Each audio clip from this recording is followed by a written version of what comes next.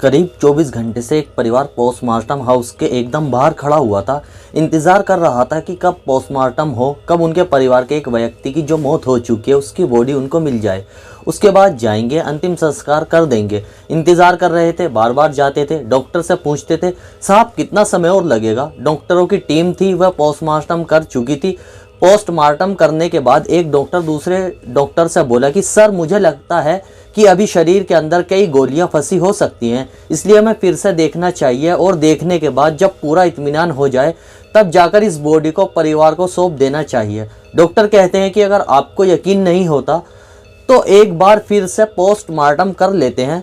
Postmortem की प्रक्रिया फिर से शुरू हो जाती है। जब प्रक्रिया शुरू होती है तब जब देखा जाता है तो गोलियां वाकई निकल आती हैं। 2 बार पोस्टमार्टम हो जाता है और जब नंबर आता है बॉडी को सुपुर्द करने का, देखने का, फिर से वही डॉक्टर एक बार फिर से अपने सीनियर से कहता है कि सर आपको एक बार फिर से देखना चाहिए। मुझे अभी भी डाउट हो रहा है कि ऐसा ना हो कि बॉडी के अंदर 1-2 गोलियां और फंसी हुई हों, हमें फिर से एक बार देख लेना चाहिए। जब एक बार फिर से देख लेंगे तो हो सकता है कि कुछ मिल जाए, नहीं मिलेगा तो कोई दिक्कत नहीं। यदि अंतिम संस्कार के बाद अगर गोलियां वहां मिल जाती हैं तो शायद हम लोगों की बड़ी बदनामी होगी, दिक्कतें होंगी। जब डॉक्टर ने यह बात कही तो एक डॉक्टर ने दूसरे डॉक्टर की बात को थोड़ा सीरियसली लिया और उच्च अधिकारियों से बातचीत की। उच्च अधिकारियों ने कहा कि अगर आपको यकीन नहीं हो रहा है, इत्मीनान नहीं हो रहा है तो आपको फिर से पोस्टमार्टम कर लेना चाहिए। यानी कि 2 बार पोस्टमार्टम हो चुका था, अब तीसरी बार पोस्टमार्टम होता है, सिर्फ यह देखने के लिए कि शरीर के अंदर कहीं किसी हिस्से में कोई और गोली तो नहीं फंसी हुई है। तीसरी बार पोस्टमार्टम हो जाता है और इस बार पूरी तरह से इत्मीनान हो जाता है कि अब शायद इस शरीर के अंदर कोई गोली फंसी नहीं हो सकती। जब गोलियों की गिनती की जाती है, गिनती करने के बाद पता चलता है कि 69 गोलियां उसके अंदर, यानी कि 69 गोलियां उस मर्द शरीर के अंदर से जब बाहर निकाली जाती है और यह बात अखबारों के माध्यम से और सोशल मीडिया के माध्यम से पता चलती है तो अब तक राष्ट्रीय राजधानी दिल्ली के इतिहास में पहली कोई ऐसी घटना रही होगी जब किसी व्यक्ति को मारने के लिए थोड़ी बहुत नहीं 72 गोलियां चलाई गई थी, जबकि उस व्यक्ति को पहले से ही ये एहसास था, आभास था कि उस पर गोलियां चलेंगी, उसकी हत्या हो सकती है। इसलिए उसने बुलेट प्रूफ जैकेट भी पहनी हुई थी, लेकिन जब गोलियां चलती हैं तो बुलेट प्रूफ जैकेट भी कुछ काम नहीं कर पाती। क्या है पूरी कहानी, आइए आज की इस कहानी को जानते हैं। स्वागत है आप सभी का, मैं दानिश अंसारी। आज की जो सच्ची घटना आप सुनने जा रहे हैं यह सच्ची घटना है राष्ट्रीय राजधानी दिल्ली का, दक्षिण दिल्ली का जो इलाका है उसका एक गांव लगता है आया नगर। यह कहानी शुरू होती है साल 2020 से, उस दौर में जब लॉकडाउन लगा हुआ था। इसी आया नगर का रहने वाला एक लड़का जिसका नाम दीपक लोहिया होता है। दीपक लोहिया पेशे से एक ड्राइवर होता है जो कि स्कूल की एक वैन चलाया करता था। बच्चों को घर से उठाकर उनको स्कूल पहुंचाना और स्कूल से वापस उनको लाकर उनके घर घर पहुंचाना, इस तरह का काम करता था। और इस काम से जब उसे फुर्सत मिलती थी तब वह भैंसों का और गायों का दूध को दोहन करता था, यानी कि उनका दूध निकाला करता था। जिंदगी उसकी ठीक ठाक चल रही थी, लेकिन उसे नहीं पता था कि उसकी ज़िंदगी में बेरोजगारी का वक्त आएगा, यानी कि स्कूल बंद हो जाते हैं। जब लॉकडाउन लग जाता है तो उसको इसके बाद वैन पर जो ड्राइविंग का काम करता था वो स्कूल बंद हो जाते हैं, तो बच्चों को ले जाने भी बंद हो जाता है और वो बेरोज़गार हो जाता है। जैसे ही दीपक लोहिया बेरोज़गार हो जाता है तो घर पर बैठा रहता है, काफ़ी दिन तक परेशान रहता है। इसी बीच में उसकी मुलाकात होती है इसी गांव के रहने वाले अरुण लोहिया नाम के एक लड़के से, जो अच्छे घर से भी है, उसके पास पैसे की भी कोई कमी नहीं है। इन दोनों की दोस्ती हो जाती है, दोस्ती कुछ गहरी हो जाती है। इसी बीच में दीपक लोहिया अपनी पूरी कहानी बताता है कि किस तरह से लॉकडाउन में वह बेरोज़गार हो गया है, वह करे तो क्या करे समझ नहीं आ रहा है, अब आगे उसको क्या करना चाहिए। इसी बीच में अरुण लोहिया ने उसको एक ऑफ़र दिया, अगर तुम्हें कोई दिक्कत ना हो, एतराज़ ना हो तो जो मैं बिजनेस व्यापार करता हूँ तुम मेरे साथ बिजनेस व्यापार में शामिल हो जाओ। यानी कि वे प्रॉपर्टी खरीदते हैं और बेचते हैं, अगर तुम चाहो तो तुम भी शामिल हो जाओ। जब दीपक लोहिया को कुछ पैसे का इंतज़ाम करना था और कुछ पैसे का इंतज़ाम करने के बाद अरुण लोहिया के साथ यह उसका पार्टनर हो जाता है, उसके साथ जुड़ जाता है और काम धंधा शुरू कर देते हैं। वक्त अब अच्छा गुजरने लगता है, पहले थोड़े पैसे कमाए जाते हैं, अब पैसे ज़्यादा कमाने शुरू हो जाते हैं। लेकिन इसी बीच में ये एक प्लॉट को लेकर इन दोनों के बीच में तनाव हो जाता है और तनाव कुछ ज़्यादा ही बढ़ जाता है। कहा सुनी शुरू हो जाती है। जब बात कहा सुनी पर आती है तो दोनों के बीच में फिर जब मामला बढ़ने लगता है तो गांव के जिम्मेदार लोग बैठ जाते हैं और बैठने के बाद इन दोनों के बीच में एक समझौता करा देते हैं कि लड़ाई झगड़े से कोई फ़ायदा नहीं है, एक ही गांव के रहने वाले हैं, क्या फ़ायदा। तो आपस में जो भी समझौता किया जाता है उस समझौते में कुछ रकम लेन देन था उसको भी तय कर लिया जाता है, लेकिन इस रकम के लेन देन के बीच में भी कुछ विवाद बढ़ जाता है और एक दिन अरुण लोहिया को मौका मिल जाता है और वो दीपक लोहिया को बुरी तरह से पीट देता है। यह अप्रैल 2024 की बात है। इतना बुरी तरह से पीटता है कि उसके हाथ तोड़ देता है और उसके पैर भी तोड़ देता है। वह टूटे हुए हाथ और पैर लेकर सीधा पहुंच जाता है नज़दीकी पुलिस स्टेशन और जाने के बाद पूरी कहानी बयां करता है कि साहब गांव आया नगर का ही रहने वाला एक लड़का अरुण लोहिया जिसका नाम है, उसके साथ मारपीट बहुत ज़्यादा की है, उसने उसके हाथ पैर तोड़ दिए हैं, बस वो मरा नहीं है, बाकी उसके साथ कोई बात बची नहीं है। पुलिस ने इस मामले को गंभीरता से लिया और गंभीरता से लेने के बाद इस मामले में एक एफआईआर दर्ज कर ली। एफआईआर दर्ज हो जाती है और मामला या कोर्ट पहुंच जाता है। अब एक गवाही दे रहा है कि मेरे हाथ पैर तोड़े हैं, मुझे जान से मारने की कोशिश की है। दूसरा अपने आप को बचाने की कोशिश कर रहा था जिसका नाम अरुण लोहिया होता है। इसी बीच में गांव के लोगों ने अब दीपक को भी उकसाना शुरू कर दिया और साथ ही अरुण लोहिया को भी उकसाना शुरू कर दिया। अरुण को लगा कि तुम्हारी बहुत ज़्यादा बेइज्जती हो रही है। उधर दीपक को भी ऐसा बताने लगे कि तुम्हारी बहुत ज़्यादा बेइज्जती हो रही है। लेकिन मारपीट जो हुई थी वो दीपक लोहिया के साथ हुई थी। दीपक लोहिया को लगता है कि इस बात का बदला लेना चाहिए और वही इसी बात के इंतज़ार में था और वह तारीख आती है 15 मई 2025। 15 मई 2025 की तारीख थी। दोपहर का 1 बजे के आसपास का समय हो रहा था।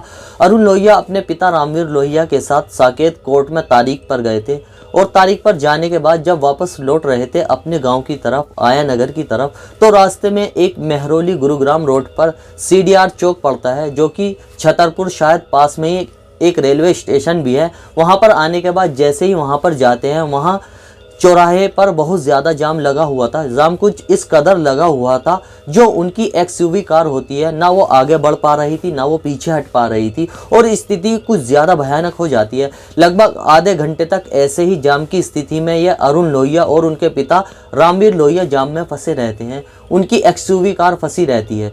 इसी बीच में एक बाइक वहाँ पास में दूसरी तरफ आकर रुकती है और रुकने के बाद उस बाइक्स पर 2 व्यक्ति आते हैं और दोनों व्यक्ति जब आते हैं आने के बाद शीशे पर नॉक करते हैं और जैसे ही शीशा खुलता है तो एक के बाद एक लगभग 20 गोलियां चलाई जाती हैं और अरुण लोहिया को जब गोली मारी जाती है तो लगभग 9 गोली उसको लग जाती हैं, बाकी जो गोली इधर उधर चली जाती हैं।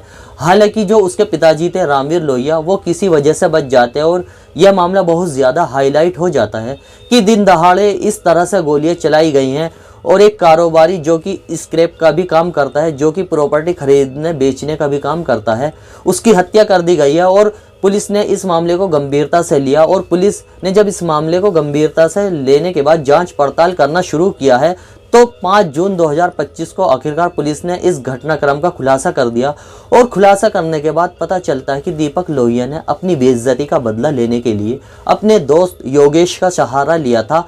योगेश और ये दोनों ही जाते हैं और वहाँ पर जाकर ताबड़तोड़ लगभग 20 गोलियां चलाते हैं। लेकिन जाम ये कोई ऐसा नहीं था कि अपने आप लग गया था, बल्कि इस जाम को लगाया गया था। इन्होंने दीपक ने अपने ही एक और दोस्त का सहारा लिया था जिसका नाम अजय होता है। अजय ने अपनी अल्टो कार को चौराहे पर कुछ इस तरह से खड़ा किया कि कम से कम आधे घंटे तक लोग जाम में फंसे जाते हैं और इसी जाम में एक्सयूवी कार जो अरुण लोहिया की थी वो भी फंस जाती है। जब यह पुलिस घटनाक्रम का खुलासा कर रही थी तो तीनों आरोपियों को गिरफ्तार किया। शायद ये मुठभेड़ में गिरफ्तार किए गए थे। इसमें दीपक लोहिया और जो उसका दोस्त होता है योगेश, उसको भी गोली लग जाती है।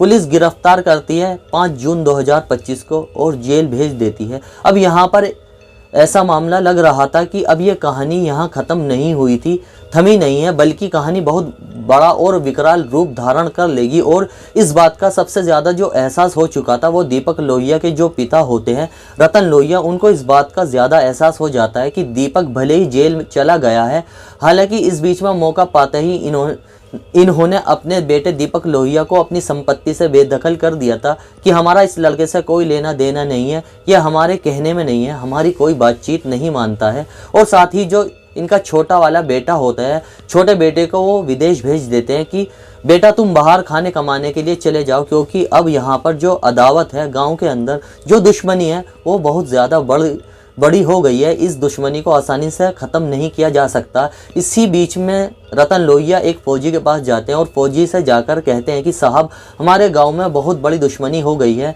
मेरे बेटे ने एक लड़के की हत्या कर दी है, देर सवेर वो हमारे घर में परिवार में किसी पर भी हमला बोल सकते हैं, इसलिए मुझे एक ब्लड प्रूफ जैकेट चाहिए। जैसे ब्लड प्रूफ जैकेट की बात आती है तो फौजी इंतजाम कर देता है। अब यह रोज़ सुबह को लगभग अपने घर से 1 किलोमीटर दूर एक संडे मार्केट लगती है, वहाँ पर डेयरी है और डेयरी पर वो दूध निकालने के लिए जाते हैं। गायों और भैंसों का सुबह रोज़ उठ के जाना और दूध का दोहन करना, और साथ ही ब्लड प्रूफ जैकेट है उसको पहन के जाते हैं। उन्हें यह कहीं ना कहीं अंदेशा था कि कभी ना कभी उन पर भी हमला हो सकता है, और वो उनका अंदेशा 30 नवंबर 2025 की सुबह 6:52 के आसपास यह पूरा हो जाता है, पुख्ता हो जाता है। और पुख्ता इसलिए होता है जब वो डेयरी के पास खड़े हुए थे, सुबह सुबह का वक्त था। इसी बीच में काले रंग की एक कार आती है और उस कार में से 4-5 लोग उतरते हैं। उतरने के बाद इस व्यक्ति यानी कि रतन लोहिया के पास जाते हैं और पास जाने के बाद सर में एक के बाद एक 3 गोलियां मारते हैं।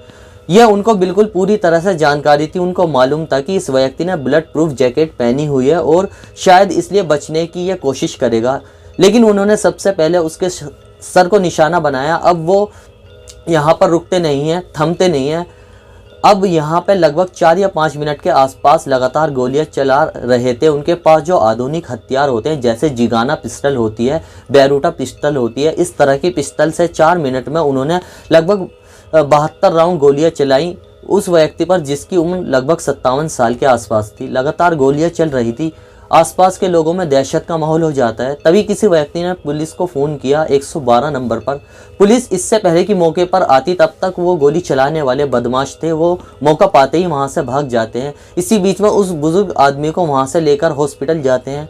डॉक्टर कहते हैं यह मर चुका है, यह बच नहीं सका, और अब इसका पोस्टमार्टम होता है। इस रतन लोहिया 57 साल के इस बुजुर्ग आदमी का तो पता चलता है कि इसके शरीर के अंदर लगभग 24 घंटे तक पोस्टमार्टम होता है, और पोस्टमार्टम भी 3 राउंड में होता है। 3 राउंड में 69 यानी कि 69 गोलियां उसके शरीर के अंगों के से बाहर निकाली जाती है, और परिवार को लगभग 24 घंटे तक इंतज़ार करना पड़ता है।